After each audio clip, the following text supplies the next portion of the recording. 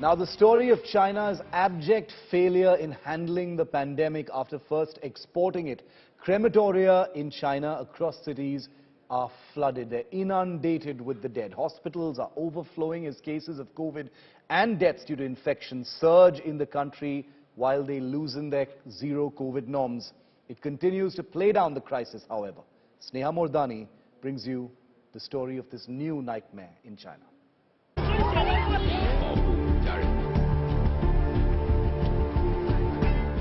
Vehicles queuing to enter crematorium in Beijing, carrying bodies, hearses entering and exiting funeral homes, workers in hazmat suits carrying bodies into building for cremation. After 3 years of pursuing a flawed zero-COVID policy which saw the Chinese leadership inflict the worst kind of torture on its citizens, imposing extremely strict restrictions and not allowing anyone to breathe, China has now reversed its policy, and these are pictures from China right now. Hospitals are filling up with patients. Crematoriums are overflowing right now. The streets are deserted. Weeks after lifting COVID restrictions, funeral homes in Beijing are flooded, struggling to meet up with calls for crematorium services even as infections surge. Officially, China has suffered just 5,237 COVID-related deaths during the pandemic, including the latest 2 fatalities, a tiny fraction of its 1.4 billion population and very low by global standards.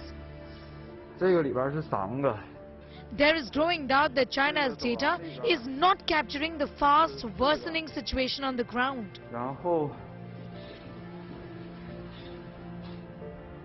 The country has stressed on the need to vaccinate better. It says 30% of senior citizens are not vaccinated in the country.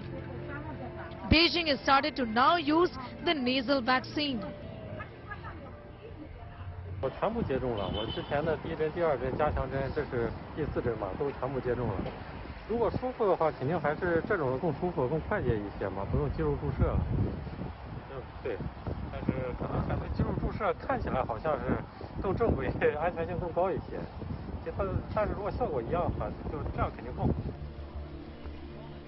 However, the country's policy of not allowing its population of having any exposure to the infection and developing natural immunity, also its poor vaccination rates, has cost it dear. In the absence of population-wide immunity from natural infection, this puts a large number of individuals at risk. China's dynamic zero COVID strategy was effective in reducing deaths so far. But the flip side of that is the lack of immunity resulting from natural infection in its population.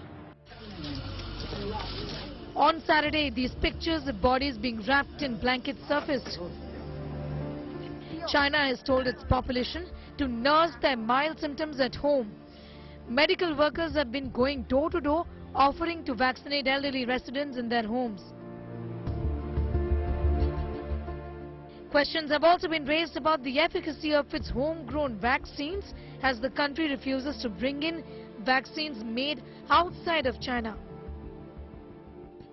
A study published by Nature in May 2022 predicted that in 6 months after China ditches the COVID restrictions, it will see 112 million symptomatic cases, 1.6 million deaths, and demand for intensive medical care 15.6 times greater than the national capacity. A terrible situation for its people who are already at the receiving end of the leadership's failure in handling the crisis it first created. With Bureau Inputs, Sneha Mordani in New Delhi for India Today.